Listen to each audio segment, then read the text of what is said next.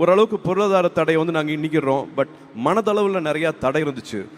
தமிழ் மீடியமில் படிச்சுட்டு வந்தவங்க இங்கிலீஷ் மீடியமில் படிக்கணும், நிறையா economical diversity changes, peer pressure, suicidal symptoms, இந்த மாதிரி ஏகப்பட்ட மனத்தடைகள் இருந்தது.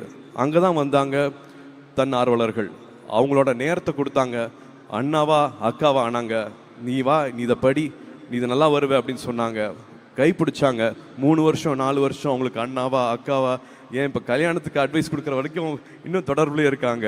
அந்த உறவு வந்து மாறவே கிடையாது. ஸோ இது வந்து ரொம்ப ரொம்ப அழகான பயணம். இதில் என்னையும் சேர்த்துக்கிட்டதுக்கு நான் நன்றி சொல்ல தான் நான் இங்கே நின்றுட்டுருக்கேன். இது நான் ஆரம்பிக்கிறேன்னு சொல்லவே இல்லை.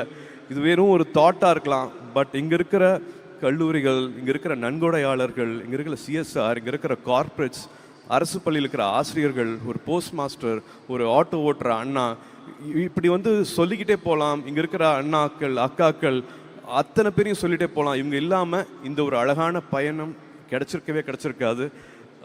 இதுக்கு நீங்கள் முக்கியமான காரணம். உங்களோட விடாமுயற்சி தான் வந்து எங்களை இந்த 15 வருஷம் கூட்டிகிட்டு வந்துச்சு.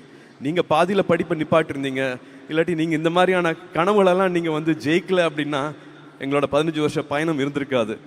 நீங்கள் எதிர்நீச்சல் போட்டீங்க.